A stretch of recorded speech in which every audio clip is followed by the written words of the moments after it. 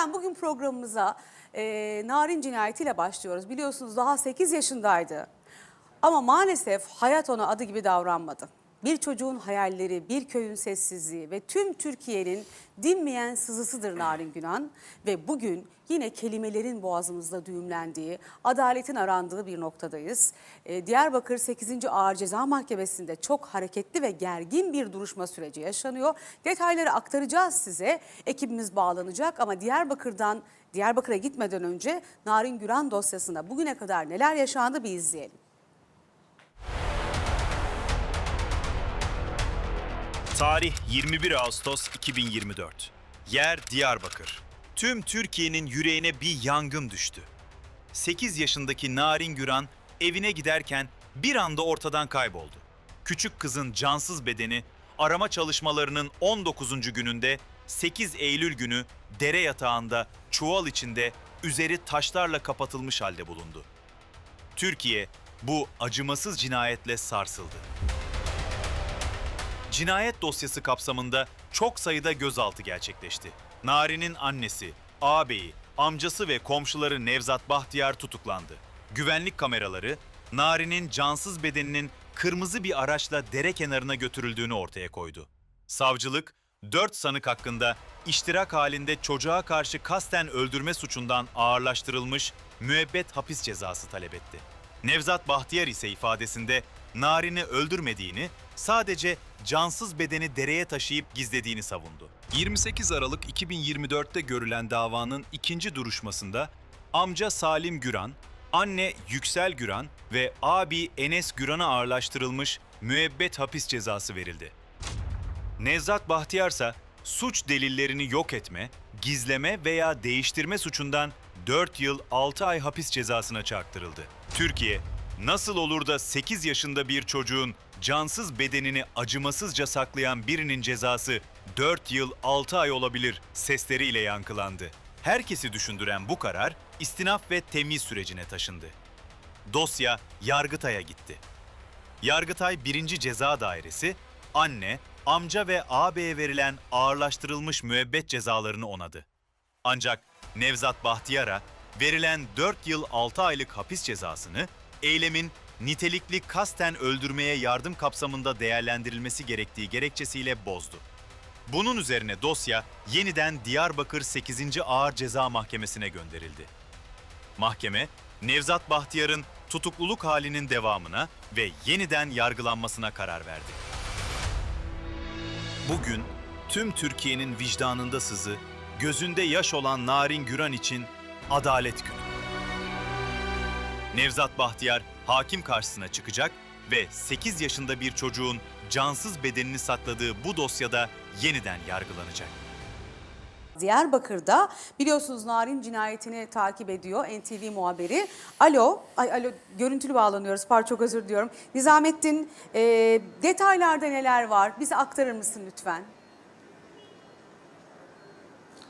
Öncelikle şunu söyleyeyim, duruşmaya ara verildi. Sabah saatlerinden itibaren başlamıştı duruşma ve sabah ilk olarak kimlik tespitinden sonra Nevzat Bahtiyar'a çeşitli sorular yöneltildi mahkeme heyeti tarafından. Daha önceki ifadeleri hatırlatıldı.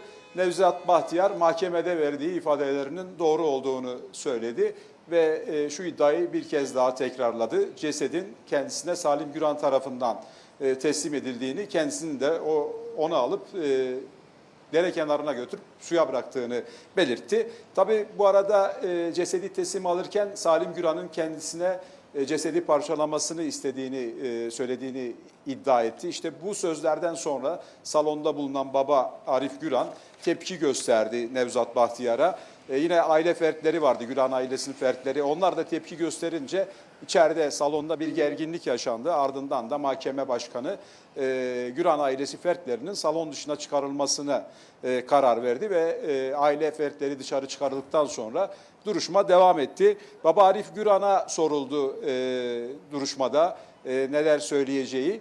O da kızından bahsedildiği zaman kendisini tutamadığını söyledi. Mahkemeye karşı bir saygısızlığının söz konusu olamayacağını belirtti. Ve yine Dara Üst bölgesinde bulunan kamera görüntülerinin yeniden incelenmesini talep etti. Orada 2 kamera bulunduğunu ancak bir kameranın 19 gün boyunca unutulduğunu belirtti. Yine bu kadar eksik bir soruşturmada ben neye inanayım diye sordu Arif Güran. Benim her şeyi öğrenmek hakkımdır. Bu insan 6 kez ifade değiştirdi. Burada Nevzat Bahtiyar'ı kastediyor. Bu adamın ifadesiyle benim ailem yok edildi dedi. Yine keşif istedi baba Arif Güran. Keşfin jandarma tarafından değil polis tarafından yapılmasını istedi. Şöyle devam etti daha sonra. Bana diyorlar ki mahkeme ne diyorsa kabul et. Ben kabul etmiyorum. Burada adalet mülkün temelidir yazıyor. Ben bu acı ile yaşayamam. Ben keşif istiyorum. Sayın Başkanım ben ölü bir insanım. Ben kızımın hakkını istiyorum. Benim çekirdek ailem yok oldu. Kızımın hakkı yerde kaldı. Kızımın ölümünde kimin parmağı varsa devlet o parmağı kessin. Salim, Yüksel, Enes, Nevzat kim olursa olsun devlet o parmağı kessin dedi. Daha sonra avukatların savunmalarına geçildi. Avukatlar mahkeme heyetine çeşitli taleplerde bulundu. Bunların içerisinde Güran ailesinin avukatlarının keşif talebi de vardı. Mahkeme kısa bir ara verdi ve bu taleplerin tamamını reddetti. Ardından yine Nevzat Bahtiyar'a çeşitli sorular yöneltildi ve bu soruların ardından mahkeme bir kez daha ara verdi. 2 saatlik bir ara verdi. Duruşma saat 14.30 itibariyle yeniden başlayacak bilindiği üzere. Narin Güran ana davasında anne, amca ve abi müebbet hapis cezasına çarptırılmıştı. Nevzat Bahtiyar ise 4 yıl 6 ay. Yargıtay Nevzat Bahtiyar'ın cezasını bozmuştu. Yargılama bu gerekçeyle yapılıyor. Peki NTV muhabiri Nizamettin Kaplan'a çok teşekkür ediyoruz. Gelişmeleri kendisinden almaya devam edeceğiz. Ekleyeceğiniz var mı hocam? Var. Şimdi bu olayla alakalı hocam da bir şeyler diyecektir. Şimdi tabii çocuğun babası feryat ediyor. Ailem yok edildi diyor. Peki yani şimdi o ailesinden abisi de var bu işin içinde. Eşi var, çocuğu var. Yani şimdi bakın köydeki bütün telefonların manipüle edilmesi, yani bu da mı Nevzat'ın işi? Yani Nevzat şimdi bir an için Nevzat'ın bu işte daha fazla parmağı olduğunu düşünelim ama bütün o sadece Güran ailesi tarafından kayıtlar silinmiş, ondan sonra telefonlar manipüle edilmiş, WhatsApp konuşmaları silinmiş. Yani tamamen bir tedbir alınmış.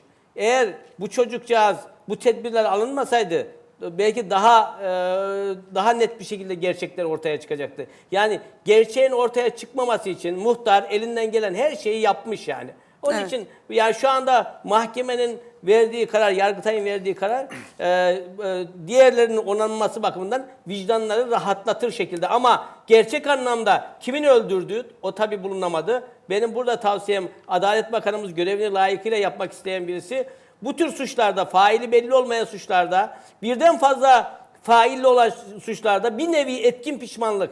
Yani mesela kimin tam öldürdüğü, olayın tam net olarak nasıl olduğu ortaya çıkmıyorsa eğer ne yapacaksın? İçerisinden bir tanesi tam gerçekleri söylesin ve ceza indirimi alsın. Ama tam gerçekleri söyleyecek, o zaman ne olacak? Gerçek fail ortaya çıkacak. Burada maalesef şunu söylüyorum, yani olayın maddi gerçeği çok olarak ortaya çıktı diyemeyiz yani. Şimdi sevgili Nizamettin Kaplan'a çok teşekkür ediyoruz. An be an bize gelişmeleri aktaracak. Mehmet Hocam'ın da söyleyeceği var bu konuyla ilgili. Ben şunu söyleyeyim. Narin Güran'ın otopsisinde şortu üzerinde PSA denilen bir madde saptandı ve yoğun miktarda saptandı. 19 gün suyun altında bulunan bir cesetin herhangi bir elbisesinde PSA dışarıdan bulaşması mümkün değildir. PSA nedir hocam? Prostat spesifik antijen denilen ve erkekten bulaşan bir olaydır. Kadınlarda eser miktarda bulunur. Çok az demektir ve kadından örneğin annesinden narine bulaşma ihtimali sıfırdır. Burada net bir şey var. Bakın net bir şekilde söylüyorum. Olmuştur. PSA'dan dolayı bunu net olarak söylüyorum. O PSA yoğunluğunun içerisinde DNA analizini adli tıbbın yapması gerekiyordu. Bakın biz tablo üzerinde parmak izi kalmış izden terden dolayı yapışmış bir epitelden bile DNA analizi yapmak gibi bir projemiz var şu anda çok ünlü bir ressamın. Ve dolayısıyla burada da o PSA'nın bulunmuş olduğu sürüntünün içerisinde DNA analizinin yapılması gerekiyordu. Ez cümle şunu söyleyeyim, en azından kurbanı olmuştur Narin ve dolayısıyla burada en azından şunu söyleyeyim, anne çok da suçlu gibi durmuyor. Bu PSA denilen prostat spesifik antijen erkekten bulaşan bu yapının çok iyi bir şekilde değerlendirilmesi gerekir. Ama hukuk aşamasında bu ne yazık ki değerlendirilmeli. Evet. Biz de ailenin bu konuda hukuk mücadelesi veren herkesin gerçekten sesi olmaya devam ediyoruz.